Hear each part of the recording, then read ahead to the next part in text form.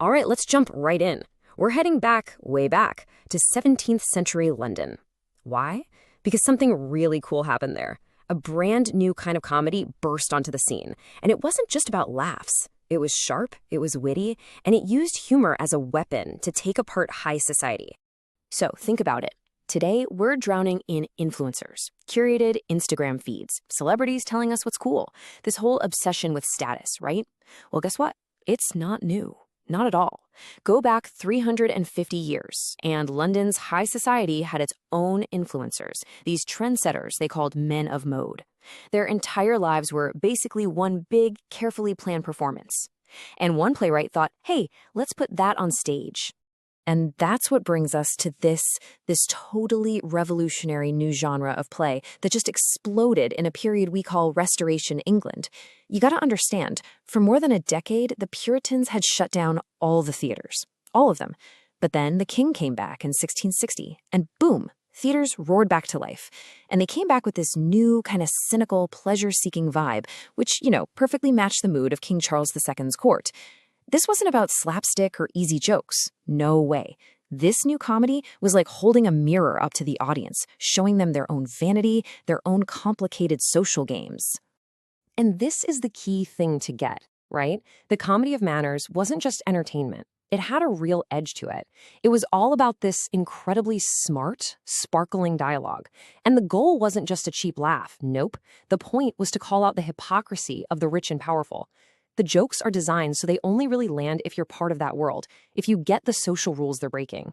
It was totally an inside job, comedy for the in crowd, written by the in crowd.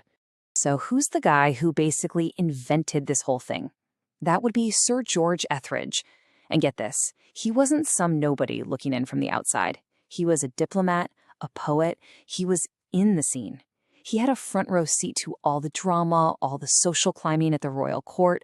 He saw it all, the witty put-downs, the backstabbing, the crazy obsession with fashion, and he brilliantly turned it all into pure theatrical gold. Okay, so to really see how this works, we have to look at his most famous play. It's called The Man of Mode. This is where his satire is at its absolute sharpest. It's just brilliant. When this play hit the stage in 1676, it was a massive sensation. I mean, huge. It just perfectly captured this glittering, glamorous, but totally hollow world of London's high society. The whole story is driven by sex, by social climbing, and by this constant need to manage your public image. It's basically like a 17th century guide to personal branding, but, gone completely off the rails. And what Etherege does that's so clever is he sets up this amazing contrast between two main character types. First, you've got Dormant. He's the rake, super charming, super witty, but completely amoral.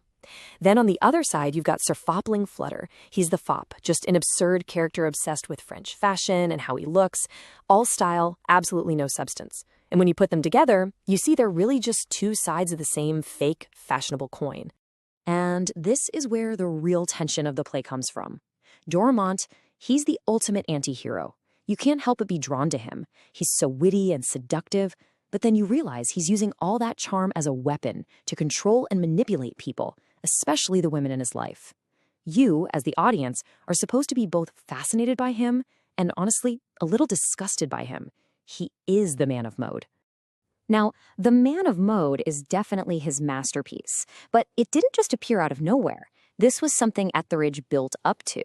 He actually spent more than a decade perfecting his style, figuring out exactly how to make this new kind of comedy work. And you can totally trace his evolution as a writer.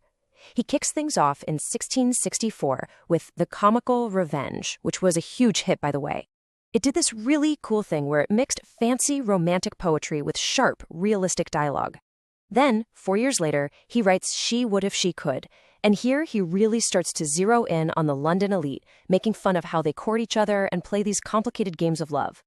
That play basically set the table for his grand finale, The Man of Mode, where he finally perfected the recipe for this razor-sharp social satire. Okay, so why should we care? It's been hundreds of years. Why are we still talking about this guy, Sir George Etherege? What's the big deal? Well, his legacy is just immense. I mean, he didn't just write a couple of funny plays. He basically invented a whole new way of writing for the stage. He proved that comedy could be incredibly smart, super sophisticated, and even dangerous. Playwrights who came after him, guys like William Congreve and even Oscar Wilde, who wrote centuries later, they all owe a massive debt to the world Etherege created. And that really brings us full circle, doesn't it? Back to where we started.